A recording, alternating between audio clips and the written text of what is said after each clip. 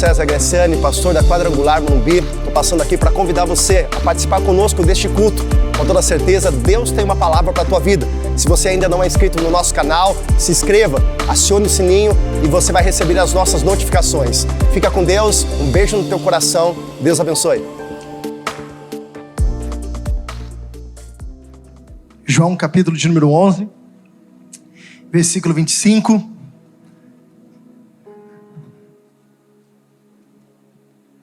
Glória a Deus. Vai gritar mesmo, Paulinho? Uma mentirinha para a glória de Jesus.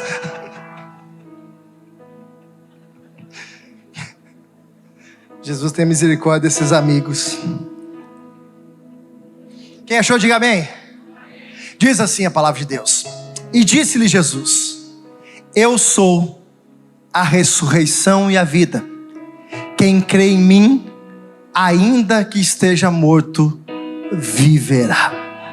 Você pode fechar os seus olhos, colocar a Bíblia. Se você puder, deixa a sua Bíblia aberta. Nós vamos ler bastante versículo hoje, mas eu quero que você coloque a mão no teu coração. E você vai orar da sua forma, do seu jeito, pedindo para que o Espírito Santo de Deus fale contigo nessa manhã tão especial. Pai, rendemos graças ao Senhor por tudo que o Senhor tem feito. Até agora, Pai, fomos nós que entregamos a Deus a Ti, através do nosso louvor, através da nossa adoração, através da nossa obediência. Mas agora, Deus, é o Teu Espírito que através da Tua palavra vem testificar e confirmar no nosso coração aquilo que o Senhor deseja tratar com a Tua igreja. E a minha oração, mais uma vez, ó Pai, humildemente eu te peço que todas as palavras que saírem dos meus lábios, ó Deus, não sejam segundo a minha vontade, não sejam segundo o meu querer, mas sejam, ó Deus, todas elas segundo a vontade do Teu Espírito para a Tua igreja. Pai, fala conosco nessa manhã tão especial e que através disso venha o Teu nome ser exaltado e glorificado mais uma vez através das nossas vidas. E se você crê que Deus vai falar contigo, olha para quem está do teu lado e fala assim: essa palavra é para mim hoje, meu querido. Fala assim: Deus vai falar comigo hoje. Queridos, é claro que você conhece esse texto, é inevitável. Nós já falamos inúmeras vezes sobre a ressurreição de Lázaro. É mencionado apenas no livro de João, porque o livro de João, ele vai falar de uma forma apologética, é uma defesa do Evangelho. Rapidamente a gente vai falar um pouquinho sobre isso, só para você entender. O Evangelho de João foi escrito aproximadamente 10 a 20 anos depois que Marcos, o primeiro Evangelho, depois Mateus e Lucas foram escritos. E o que acontecia nesse contexto histórico é que eles estavam deturbando quem era Cristo. Na verdade, os gregos, eles não achavam que Cristo era Cristo, os romanos tinham uma outra cultura. Então, João vem com o evangelho de defesa, porque na verdade, João, quando vai falar de milagres aqui, ele não fala a palavra milagres. Se você for ver os 7 milagres que Jesus realiza, narrada pelo livro de João, João vai falar de sinais. Porque Jesus, ele é literalmente muito maior do que apenas os milagres que estavam sendo realizados.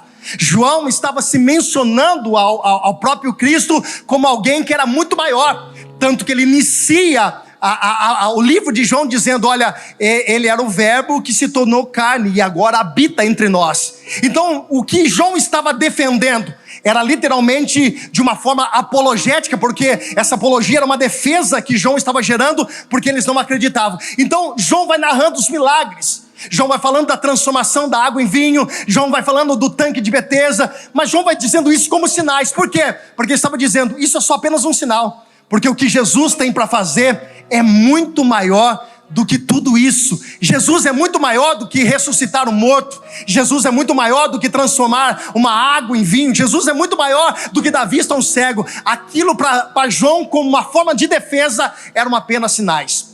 Mas a narrativa aqui fala algo muito interessante, e você também deve conhecer muito bem a palavra, porque ela é muito bem mencionada em textos, em pregações. Essa família, a família de Lázaro, é uma família bem próxima de Jesus. Só que no contexto, nós vamos ouvir 3 vezes a palavra que Jesus amava a família de Lázaro. Jesus tinha um amor, não é uma questão de acepção, era algo diferente. Irmãos, a gente tem amigos, mas tem pessoas que são muito mais chegadas do que amigos. Existem irmãos, mas tem pessoas que são mais chegadas do que irmãos. Não é uma questão de diferença, é uma questão de relacionamento. E a casa de Lázaro, de Marta, de Maria, se tornou um quartel-general de Jesus. Jesus gostava de estar lá. Jesus era bem recebido naquele lugar. E Jesus ama ambiente que ele é bem recebido. Só que aqui, pela narrativa, já indo um pouco para o final e já voltando, a gente vai ver que essa família, a qual Jesus amava, ela passou por um problema. E não é qualquer problema. A Bíblia vai dizer aqui que Lázaro, que era amigo de Jesus, ficou doente e ele morreu. E antes que alguém fale que quando talvez foi ministrado por muitas vezes, dizendo assim, olha, a partir do momento que você aceitar Jesus como seu único e suficiente Salvador, pastor Nantes, você nunca mais terá problema na tua vida. É mentira. Porque Jesus nunca nos ausentou dos problemas. Ele disse, eu estarei contigo por todos os dias da minha vida, até a consumação do século. Deixa eu falar uma coisa para você, porque talvez a tua fé pode estar sendo confrontada por alguém dizendo assim, mas você serve a Deus e está passando por problema? Você serve a Deus e a porta se fechou? Você serve a Deus e há uma enfermidade, Gustavo, no teu filho?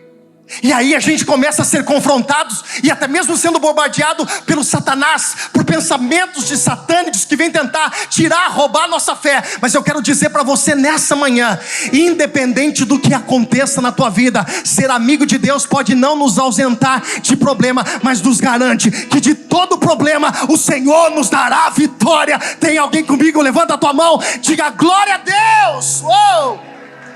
Pode aplaudir, irmãos. Lázaro fica doente. E eu gosto da Bíblia, porque a Bíblia ela é muito clara em explicar. E a Bíblia vai dizer que Marta manda alguém avisar a Jesus que Lázaro está doente. Mas olha a forma com que Marta se refere. Diga que Lázaro, para Jesus, a quem tu amas, está doente. Ela não poderia dizer assim, ó, diga que Lázaro, que te ama, está doente. Mas por que ela se refere dizendo, diga a ele que Lázaro, a quem Jesus ama, está doente? Aqui o Espírito Santo tratou algo no meu coração muito forte. Nós não recebemos milagre pelo nosso amor por ele. Nós não recebemos cura pelo nosso amor por ele. Por quê? Porque o nosso amor é falho. Nós falhamos no amor. Porque vai ter dia, irmãos, que nós não vamos conseguir entender o processo, nós não vamos conseguir entender o que está acontecendo à nossa volta, e o nosso amor pode falhar. E se o meu amor falha, se Marta diz, diga que Lázaro, que te ama, está doente, o amor de Lázaro poderia ter sido falho um dia com Jesus, mas o amor de Jesus por nós, meu Deus, ele não falha. Sabe por que você está de pé hoje? Porque Ele te ama. Sabe por que você está respirando hoje? Porque Ele te ama. Sabe por que Ele te deu livramento da morte? Porque Ele te ama. Sabe por que você está hoje glorificando a Deus pela porta que se abriu? Porque Ele te ama. Porque você e eu não merecíamos, mas o amor dele, Danilo, nos alcançou e nos trouxe até o dia de hoje para contemplar e glorificar que Ele é Deus sobre todas as coisas. Olha o recado. Manda dizer que Lázaro está doente. Jesus, quando recebe, ele recebe essa palavra. É louco isso, porque Jesus é demais, irmãos. Ele vai dizer que quando chega a mensagem até Jesus, ele vai conversar com os discípulos, porque os discípulos falam assim, pô, Lázaro, a gente jantou esses dias na casa do cara lá. E aí Jesus disse assim, não, fica tranquilo, porque essa enfermidade é para a glória. É para a glória. Irmãos, é louco isso. Falar que o problema que eu estou passando é para a glória de Deus. Se a gente não for virado no girar, irmãos, e entender de verdade o que é o evangelho, o amor de Cristo, a gente fica maluco. A gente fica confuso. Mas entenda uma coisa, irmãos, nada. Fala comigo, nada. Você pode dizer um pouco mais alto para que você possa compreender o que o Espírito Santo de Deus está tratando. Diga comigo, diga nada. E eu quero completar agora, deixa eu dizer para você, nada foge do controle de Deus.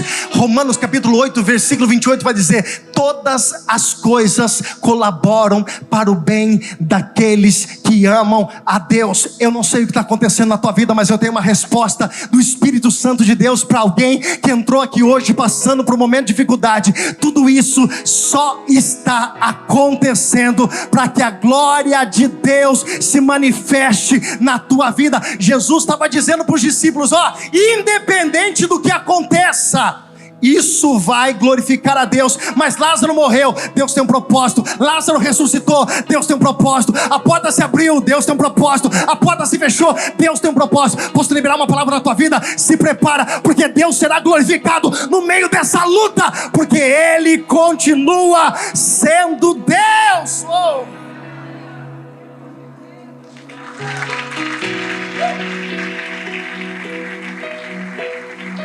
Olha para quem está do teu lado, me ajuda a pregar, diga assim, ó: a tua vida, não sobe o volume, diga assim: a tua vida está nas mãos de Deus. Dá um sorriso para ele e fala assim: então descansa, que Ele tem o controle de tudo na tua vida. Olha o versículo 6. Quando ouviu que estava enfermo, ficou ainda 2 dias no mesmo lugar. Jesus ouviu, Lázaro está enfermo. Jesus disse: isso não é para a morte, isso é para a glória de Deus. Aí Jesus fica mais 2 dias naquele lugar. Irmãos, aqui é tudo contexto histórico, de distância, de o tempo que Jesus estava, onde Jesus estava. Então o tempo que Jesus ele demora, na verdade não demora, mas o tempo que ele volta para casa é o contexto dos 4 dias. Mas o interessante aqui, eu quero falar um pouco desse mensageiro.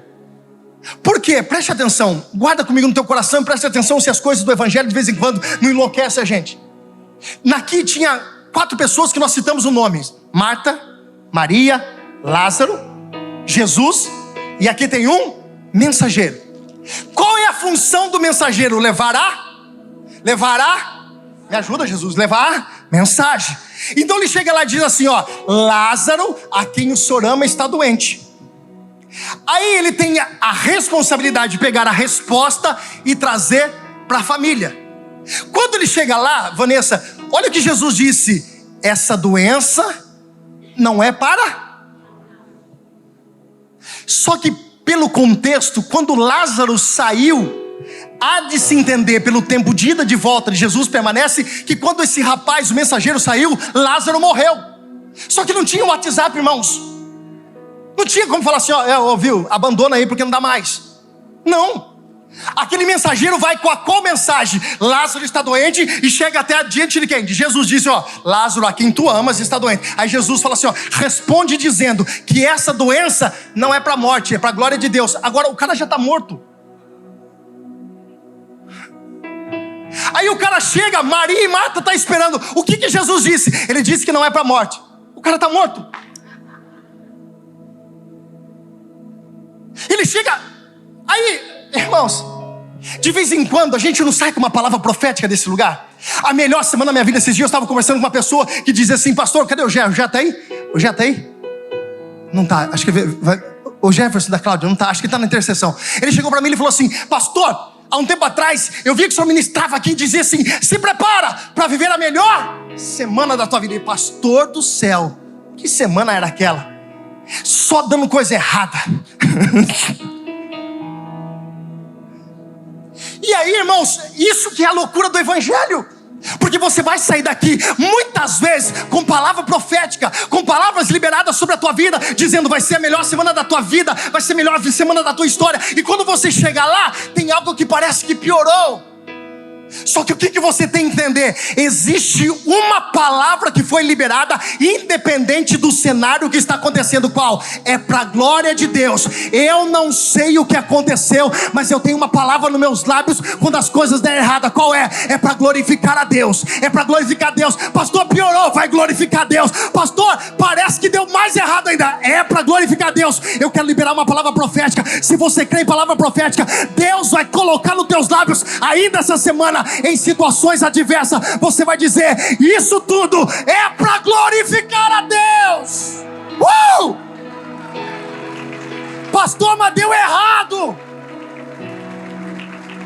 Eu não sei o que aconteceu no meio do caminho, mas eu já quero contar o final da história, o final do filme para você. No final vai dar certo. Tem alguém que está comigo nessa palavra? Levanta a mão e olha para quem está do teu lado e diz assim: no final... Não, irmão, pelo amor de Deus, diga bem alto, diga: no final vai dar certo. Vai dar certo. Aí Jesus,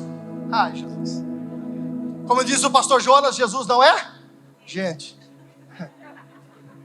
Aí Jesus diz assim: tá, vamos voltar outra vez.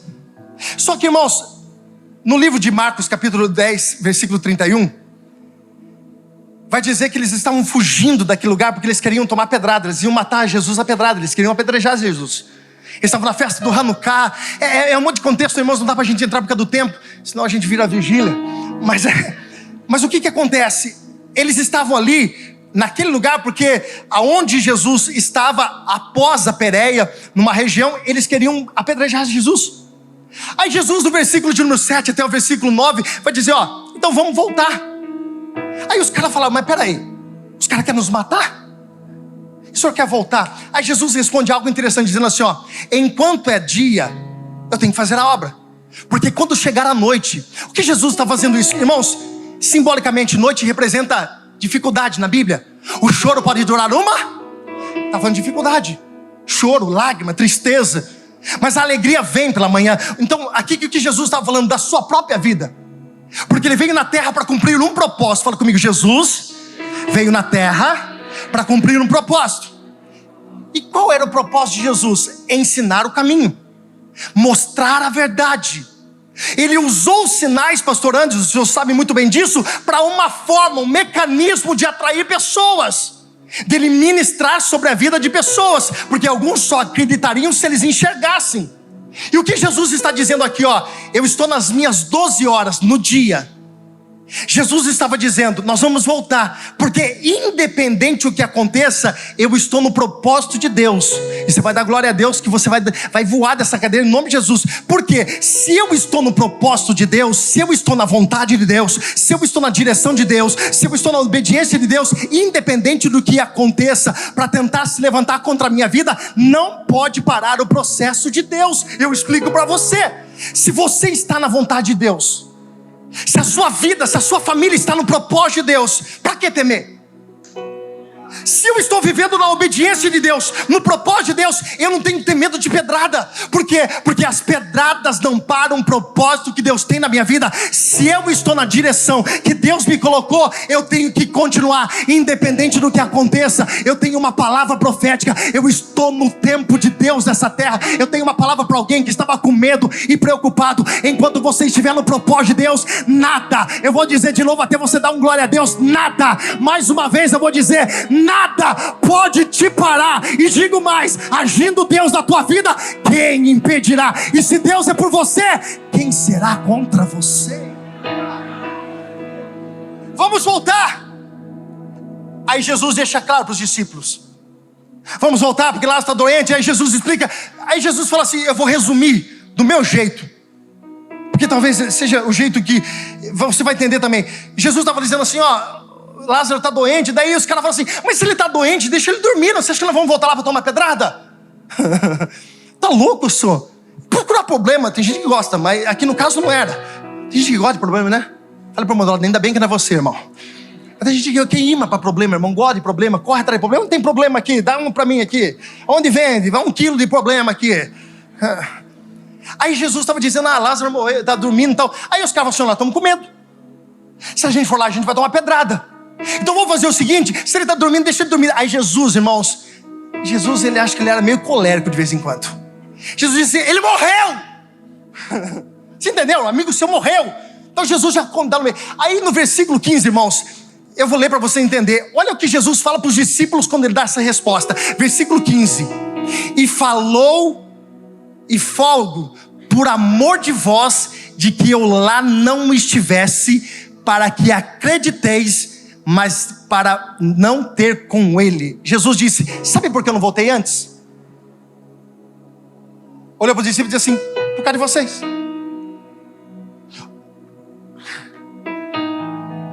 Jesus é Jesus. Jesus não voltou antes. Aqui dá a resposta, a espinha da mensagem, porque Jesus demorou para voltar. Jesus disse: eu não voltei por causa de vocês, para que vocês acreditassem. Por quê? Os discípulos já tinham visto a filha de Naim ressuscitar, o filho da viúva de Naim ressuscitar, a filha de Jairo ressuscitar, mas um morto há 4 dias. Por quê?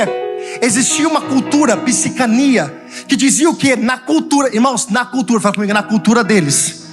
Fala bem alto, fala assim para você entender, fala assim, é na cultura deles. Diga assim, não tem nada a ver com a gente. Fala, nada, olha para o mundo e fala assim, não tem nada a ver com a gente isso. Eles acreditavam o quê? Que quando alguém morria, o espírito ficava voando 3 dias. Então, se alguém voltasse à vida antes, eles diziam, isso daí é normal. Aí Jesus não volta no 3 dias, Jesus volta no 4 para dizer, é para quebrar todo conceito, é para destruir todos os argumentos, é para dizer que Ele é absoluto sobre todas as coisas. Se em 3 dias tinha alguma teoria que dizia que o Espírito voltava, Ele vai no 4 para provar que só Ele tem o poder sobre a vida, sobre a morte, sobre todas as coisas. Eu tenho uma palavra para alguém aqui hoje, não é que está demorando, irmão, é que Jesus está caprichando para você. Eu vou dizer de novo e pega essa palavra no teu espírito. Talvez você ache, não, está demorando, Jesus falou que ia acontecer. Não está demorando, está caprichando. Posso liberar essa palavra sobre a tua vida? Vai ser maior do que você imagina. Vai ser maior do que você imagina. Vou dizer de novo, vai ser maior do que você imagina. Aí o versículo 16. Alguém para o relógio, em nome de Jesus. Jesus disse assim, ou melhor, disse Tomé, chamado Dídimo, aos discípulos, vamos nós também para morrer com ele. Ai, que mídia linda. Irmãos, conhecendo Tomé, olha para cá e dê glória a Deus se você entender. Conhecendo Tomé, aqui, nessa fala, o que ele está dizendo? Coragem ou ironizando? Você acha que Tomé fala assim, não, vai lá Jesus, vamos morrer todo mundo lá, vai estar com o Senhor. Ou ele está dizendo, já que o Senhor quer morrer, vamos lá. Vamos lá tomar pedrada, todo mundo morre, o Senhor, morre ele, morre ela, morre lá, morre eu também. Com certeza, irmão, entendendo quem era Tomé, estava dizendo assim, extremamente irônico. Por quê? Primeiro, Tomé estava com medo de morrer. Segundo, Tomé estava preocupado com as pedras que estavam nas mãos dos religiosos. Só que Jesus não estava preocupado com a pedra que estava nas mãos dos religiosos. Jesus estava preocupado com a pedra que estava na frente do túmulo de Lázaro. E eu te faço uma pergunta, qual pedra... atrás de qual pedra estava o milagre que Jesus ia fazer? Da pedra menor ou da pedra maior? Da pedra menor, da pedra maior? Da pedra maior. Qual pedra maior? A que estava nas mãos dos religiosos, ou a pedra que literalmente estava na frente do túmulo de Lázaro? Qual pedra que era maior? Do túmulo de Lázaro. Então preste atenção, o diabo não é onisciente, mas o diabo não é burro. Ele sabe que todas as vezes que Deus tem uma pedra maior para remover ali na frente, Ele começa a colocar pedras menores no teu caminho para te tirar do propósito, distração, te colocar medo, preocupação, para que você não viva o sobrenatural de Deus. Todas as vezes que você tiver algo maior para acontecer no meio do teu caminho, vão ter distrações espirituais e até mesmo situações aqui na terra para tirar o teu foco. E às vezes a gente está parando em pedra pequena, com coisinhas bobas. Falaram mal de mim, está perdendo o propósito maior. Larga que fala, irmãos. De repente aconteceu uma coisinha aqui, uma coisinha ali. E irmãos, não está aqui, vem de noite. Geralmente esse povo que é mais mimimi no negócio, mas para por qualquer coisa, reclama por qualquer coisa, desiste por qualquer coisa. Jesus está dizendo, tem uma pedra maior para ser removida lá na frente. Para com as distrações do caminho. Pastor, mas o senhor, essa frase ela é fantástica, o senhor não sabe o que está acontecendo na minha vida, irmãos, mas Jesus sabe. Ele está dizendo para você que hoje tem uma pedra maior para ser removida. Continua, não para, continua no teu propósito, mesmo que se levante algumas coisas para tentar você parar. Há uma palavra profética sobre a tua vida, avança, porque tem algo maior para acontecer sobre a tua vida. Versículo 20, e eu corro para encerrar. Marta sai ao encontro de Jesus. E a pergunta que Marta faz para Jesus, a colocação que Marta faz para Jesus diz o seguinte: e ouvindo, pois, Marta que Jesus vinha, saiu-lhe ao encontro, porém Maria ficou na sua casa. Só para você entender, o pessoal foi tudo para a casa de Maria. O irmão dela tinha morrido, de Marta e Maria estavam lá consolando. Aí Marta sai porque sabe que Jesus está na cidade. Maria fica na casa porque era falta de educação, saíam as duas. Aí Maria fica em casa, Marta sai. E quando Marta chega na porta da cidade, olha para Jesus e disse assim: se o Senhor estivesse aqui, não tinha acontecido isso. Aí Jesus disse: irmã por minha conta. Irmã, o seu irmão há de ressuscitar. Ela diz, teóloga, porque ela se dizia conhecedora das escrituras, diz assim: eu sei, no último dia.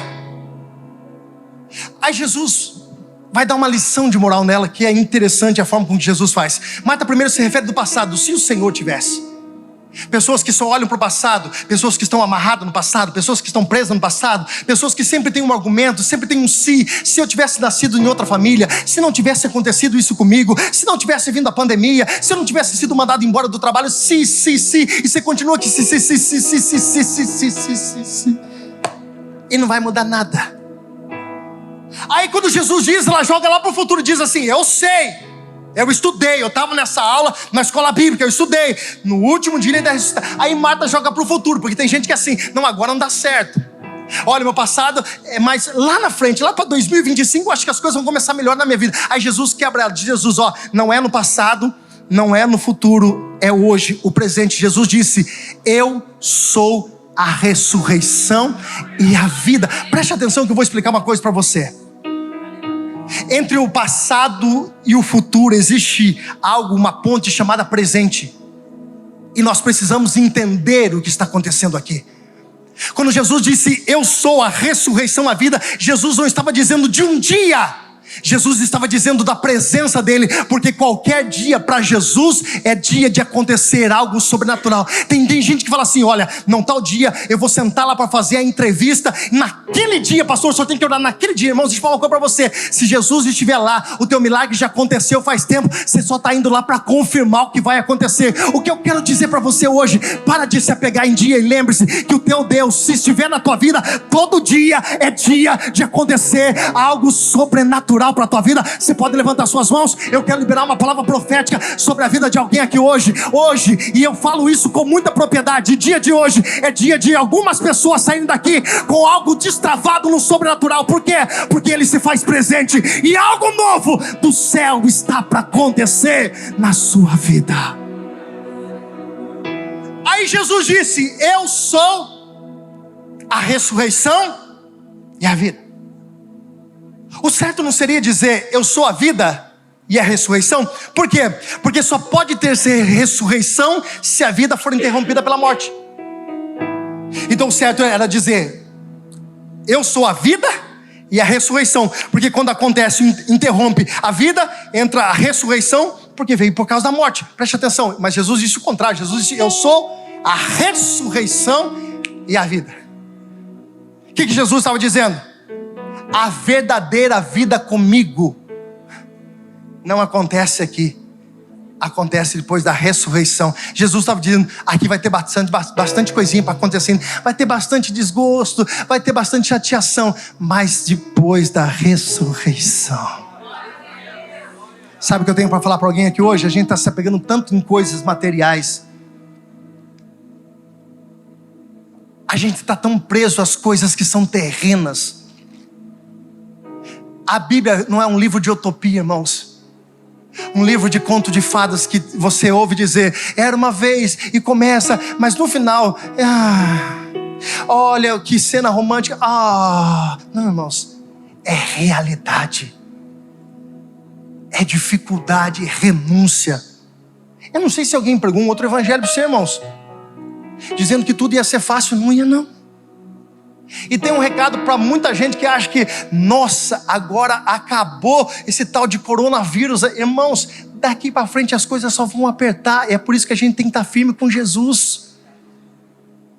A alegria de verdade não é nessa vida. Jesus disse: eu sou a ressurreição e a vida. Jesus estava dizendo: a alegria verdadeira, eterna, e irmão, sem tempo, sem nada, é depois que ele literalmente voltar e levar a sua igreja. Implicitamente, não dá para entender isso aqui no contexto de palavras. E agora estou correndo mesmo para o final. Jesus chega perto de Marta e diz assim: Rô, diga para Maria vir até aqui. Marta sai do contexto, você vai ler depois, não dá tempo, versículo 29, 30, depois você vai lendo. Marta vai sair e ela vai até a casa onde Maria estava cheia de pessoas. E Marta faz um convite para Maria, preste muita atenção nisso. E quando Maria recebe esse chamado de Jesus pela boca de Marta, o luto que ela estava, as lágrimas, ela levanta, porque esse chamado de Deus, essa chamada de Deus, ela traz mudança de comportamento, de posição na nossa vida. Maria sai, e o interessante é que Maria vai até a presença de Jesus, e quando Maria chega diante da presença de Jesus, ela vai dizer a mesma coisa que Marta disse. Versículo 32 em diante, eu volto a dizer, depois você lê tudo na sua casa, irmão, esse texto é muito conhecido, mas o interessante desses detalhes me fascina, me deixa apaixonado pela palavra de Deus. Marta chega diante de Jesus e diz: o meu irmão morreu, meu irmão morreu, se o Senhor estivesse aqui, ele não teria morrido. Aí Maria chega e diz a mesma coisa, só que tem algo diferente aqui. O que é? O comportamento de Jesus. Por quê? Quando Marta diz, Jesus fica parado. Pode olhar, depois você estuda lá. Quando Marta chega, olha, se o Senhor estivesse aqui, o meu irmão não teria morrido. Jesus fica parado. Maria, quando ela chega, diz: se o Senhor estivesse aqui, pode ler a partir do versículo 32, Jesus se dirige até o túmulo, e a Bíblia vai dizer no versículo de número 35, que Jesus chorou. Por quê? A mesma palavra e comportamento diferente de Jesus. O detalhe está como Maria chegou diante de Jesus. Marta chegou de pé. Maria, quando ele olha para Jesus, ela chega diante de Jesus, ela se ajoelha diante de Jesus. Aí Jesus se comove, Jesus se move em direção do túmulo, e a Bíblia vai dizer no versículo 35, e Jesus chorou. Tem muita gente que quer o que você quer, mas quer pedir de forma errada. Maria sabia a forma de agradar o coração de Jesus. É nos pés de Jesus que as coisas mudam. Sabe quando as coisas começam a avançar na tua vida, irmão? Quando você tem a consciência de colocar o teu joelho no chão, a tua cara no pó, e saber que o teu Deus responde em secreto na tua vida. Pastor, mas Deus responde de pé? Claro que Deus responde também, mas existe uma posição de rendimento, dizendo: só o Senhor pode fazer algo na minha vida. Maria mexeu com o coração de Jesus. Aí a Bíblia vai dizer: Jesus chorou. Fala comigo, Jesus chorou. Lembra que eu disse que o evangelho de João, um evangelho apologético, de defesa? Os gregos levantaram uma cultura através de Alexandre o Grande, que eles diziam o seguinte: não pode, escute, irmãos, não, olha para o irmão de novo do lado e fala assim: é o que eles pensavam. Não, irmão, me ajuda, pelo amor de Deus, senão o irmão vai pensar diferente, vai achar que eu estou falando alguma coisa. Fala assim: é o que eles pensavam. Isso. Alexandre o Grande começou a criar uma cultura entre os gregos que foi expandido por toda a região, inclusive dentro da Roma, que eles diziam: não pode uma matéria má receber a encarnação de um espírito bom. Então eles diziam: Jesus não é Jesus. Aí João está defendendo o quê? Que Jesus, por isso que Jesus, irmãos, é por isso, preste atenção, o evangelho de João é só para você entender. Marcos, Mateus e Lucas já tinham sido escritos.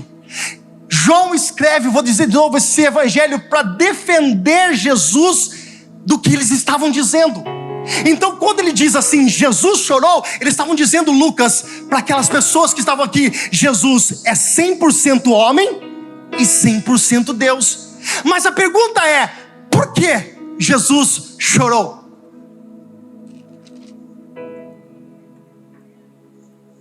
Primeiro, para mostrar que aquela matéria era igualzinha a nós. Segundo, Apocalipse capítulo 7, versículo 17, a Bíblia diz que chegará um dia que Ele enxugará dos nossos olhos todas as lágrimas. Sabe por que Jesus chorou? Para Ele entender quando eu e você chora também. Sabe por que a Bíblia diz, o apóstolo Paulo vai escrever a carta aos Coríntios, quando vai falar da Santa Ceia, diz, na noite em que ele foi traído. Ele podia dizer o quê? Na noite que ele foi humilhado, na noite que cuspiram na cara dele, na noite que bateram nele, na noite que fizeram um monte de coisa. Mas ele diz assim, ó, na noite que ele foi traído, porque existia um sentimento de homem, de traição. Então quando você é traído por alguém, ou acontece qualquer situação que te fere a alma emocional, Jesus já sabe, e é por isso que ele te consola. Jesus chorou por quê? Por causa que ele era homem. E como ele sendo homem, ele veio nessa terra para entender as tuas dores e as minhas dores. Ah, pastor, mas eu senti dores. Ele carregou, Isaías capítulo 55 diz que ele carregou todas as nossas dores. Irmãos, olha para cá e preste atenção só para você entender um pouquinho. Você acha que aqueles filmes de Hollywood conseguem transmitir todo o sentimento de dor que Jesus passou na cruz do Calvário? Tá louco que não? Porque a maior dor de Jesus não estava no externo. Ali estava literalmente transfigurando o que estava acontecendo visivelmente. Mas a maior dor de Jesus estava aqui, ó. Tanto que a rejeição, quando ele olha para o Pai, e a Bíblia diz assim, Pai, por que o Senhor me abandonou? Irmãos, abandono é um sentimento que dói. Jesus passou na cruz para quando você se sentir abandonado, Ele está do teu lado te consolando, porque Ele é tudo que você precisa. Versículo 37. Os caras olham para Jesus e dizem assim, os discípulos dizem assim, mas espera aí, ele curou um cego e não vai resolver o negócio do amigo dele? Vai ter muito momento na tua vida, olhe para cá e preste atenção, dê glória a Deus, que você entender. Vai ter muito momento que você vai estar passando por prova, vai ter gente olhando na tua cara dizendo assim, e aí, não serve a Deus não, irmão? E sabe o que Deus falou comigo aqui, ó? Eles estavam falando do cego, do capítulo 9, irmão. Só para você entender, a Bíblia aqui é para nós. Agora facilita, tem capítulo, tem versículo. Mas era tudo escrito, não tinha capítulo. Então eles estavam se referindo ao capítulo 9, que estava falando de um cego de nascença. Aí olharam para Jesus e disseram assim, os caras que estavam junto com Jesus, que ele falou assim, peraí, o cara que ele nem conhecia, ele curou o olho. Colocou uma bola nos olhos do cara lá. E o cara que é amigo dele está deixando morrer. Tipo, mais ou menos assim, que Jesus é esse que não se importa com quem ele ama? Porque tem muita gente que vai falar isso para você. Olha aí a prova que você está passando, vai na igreja lá. Jesus disse algo muito claro no meu coração. Ele disse bem claro no meu coração, tem coisa que eu não vou impedir de acontecer. Porque senão nós ficamos uns filhinhos mimados, mal educados espiritualmente, porque tudo que nós queremos, fazemos uma birrinha, nos jogamos no chão, aí Jesus vem e fala assim, não, filho, vem cá, papai não vai deixar você ficar assim. Jesus não é responsável. Vou dizer de novo, Jesus não é irresponsável. Tem muita coisa que Jesus vai permitir, irmãos. Tem muita coisa que Jesus vai permitir que não é o que você quer. Mas guarde uma coisa no teu coração. Volto para o início da mensagem. Tudo na tua vida, quando ela está nas mãos de Deus, tem um propósito: glorificar e exaltar o nome do Senhor. Enquanto as coisas não aconteceram, não questione, não murmure, não reclame. Se coloque de pé.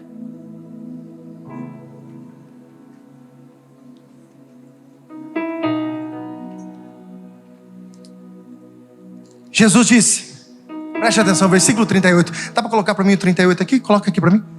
Para colocar aqui para mim, já leio, ó. Jesus, pois, movendo-se de outra vez muito em si mesmo, veio ao sepulcro, que era uma caverna, e tinha uma pedra colocada sobre ela. Preste atenção. Naquela época não se tinha túmulos como é o de hoje. Preste atenção rapidamente, eu estou encerrando. Em 5 minutinhos, 10, já estou terminando. Não se enterrava pessoas. Se colocava em algumas regiões os corpos expostos sob pedras.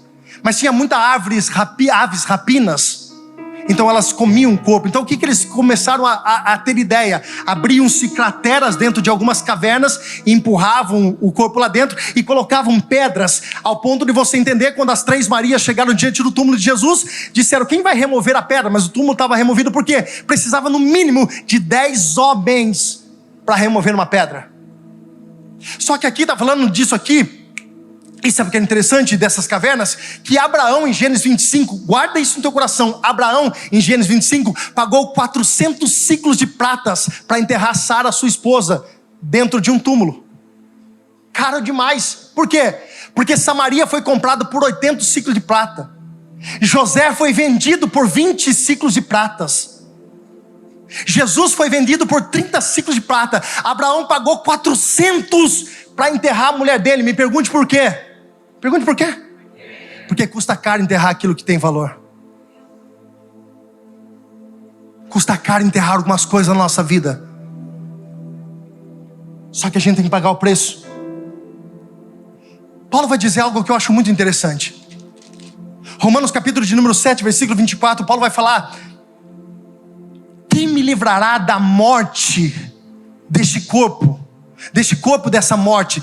Paulo estava dizendo de algo chamado necrofonia. Preste atenção. Isso aqui é muito sério, irmãos. O que é necrofonia? Alguém que fez algumas barbáries, um criminoso. Eles pegavam o cadáver de quem estava morto, amarravam na costa desse criminoso, e ele ia andando com esse cadáver nas costas, até que o bicho que estava comendo aquele corpo que já estava morto começasse a comer o corpo dele. É por isso que Paulo fala assim, quem há de me livrar deste corpo de morte, dessa morte? Ele estava dizendo o velho homem do passado, porque toda hora o passado queria ressuscitar ele e estava destruindo ele. E quanta gente está assim, não consegue enterrar coisas que já morreram na vida, e tem que pagar o preço, irmãos. Tem muita coisa que foi bom para você, mas Jesus está dizendo: enterra, que isso não tem mais nada na tua vida. Não é fácil, irmãos, enterrar algumas coisas na nossa vida, mas é necessário enterrar. Retire a pedra. Jesus não disse retire a pedra por causa dele, porque ele, irmãos, baseado no livro de Lucas, capítulo 8, versículo 5, quando Jesus chega na casa de Jairo, Jesus diz: menina, levanta-te. Irmãos, a Bíblia diz, versículo 55 do capítulo 8 de Lucas, que o Espírito voltou. Nós somos corpo, alma e Espírito. O corpo volta para o pó. A alma é o que vai prestar conta diante de Deus. Todo mundo olha para o mundo do lado e fala assim: você também está na fila, viu, irmão? Olha para ele assim e fala assim: não tem como você escapar. Todo mundo. Não, pastor, meu tratamento é diferente. Espírito volta para o Criador, volta para Deus. Jesus disse: Pai, a ti entrego o meu Espírito. Voltou. Então Jesus não disse retire a pedra por causa dele, porque a palavra de Jesus não ia no ouvido de Lázaro. A palavra de Jesus ia no espírito de Lázaro, que já estava na eternidade. E eu imagino, irmãos, Lázaro chegando e falando assim: Abraão, é você. Jacó, como que é o nome dele? Kikinho. Deixa eu ver quem que é você. Judas. Não estava no céu. Esse não estava no céu. Deixa eu ver aqui. Com quem que o Marcel parece? Fale, Felipe, com quem que o Marcel parece? Lázaro enterrado, acho. Eu estou falando de Lázaro, não pode ser Lázaro, irmão. Que mensagem que você tá, irmão? Quebrou o pai aqui agora. Pedrão. Pedro, é você?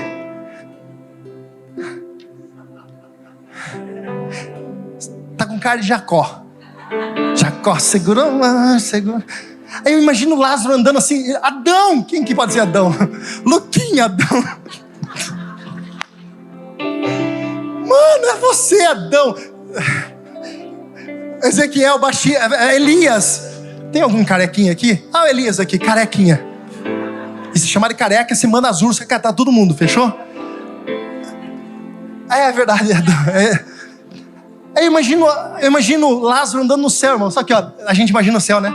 As nuvens.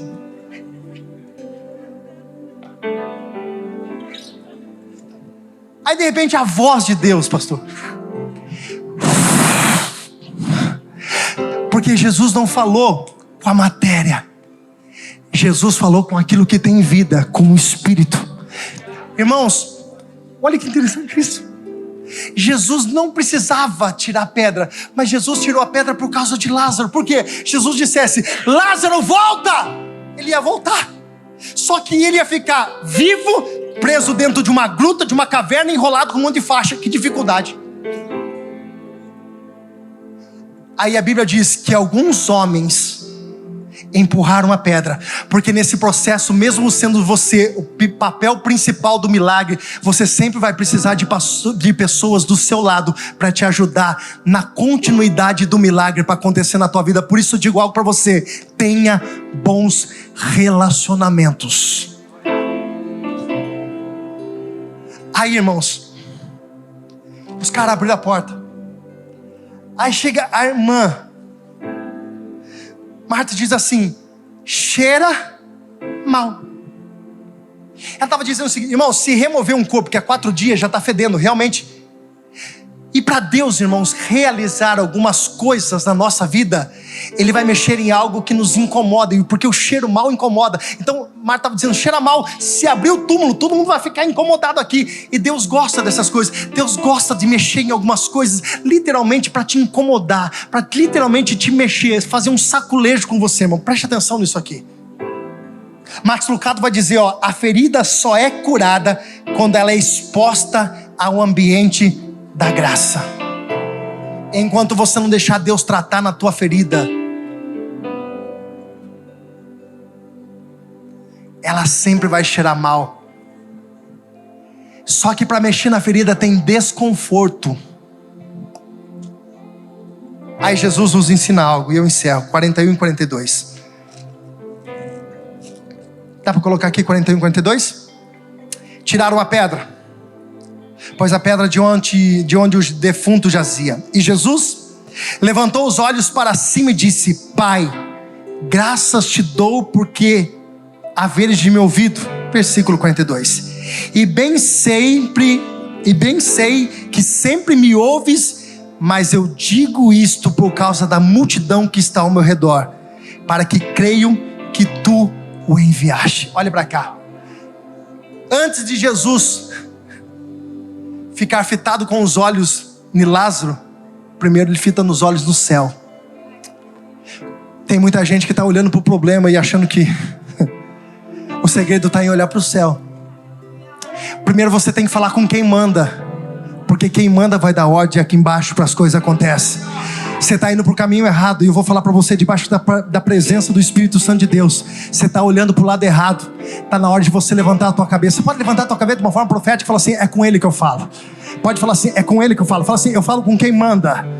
Olha para o alto e fala assim: eu estou falando com quem manda. E quem manda vai dar ordem aqui na terra, porque não é a terra que manda no céu, é o céu que manda na terra. Eu tenho uma palavra profética na tua vida hoje. Levanta os seus olhos, levante a tua cabeça, como diz o salmista: eu elevo os meus olhos para o monte. Por quê? Porque de lá vem o meu socorro. O socorro vem do Senhor Deus Todo-Poderoso. E eu tenho uma palavra para alguém. Você está olhando para o problema e não está resolvendo nada. Você está falando que o problema não está resolvendo nada. Você está tentando do teu jeito e não está resolvendo nada. Jesus está dizendo: muda o foco. Olha para quem manda. Olha para quem tem o autor da vida. Olha para quem é autoridade sobre todas as coisas. Levante as suas mãos. Levante as suas mãos. E eu quero começar nesse exato momento convidar você a orar por situações impossíveis. Levanta a tua cabeça e começa a dizer: Deus, o Senhor pode. Deus, o Senhor pode. Deus, o Senhor pode. Deus, o Senhor pode. Oh! Aleluia!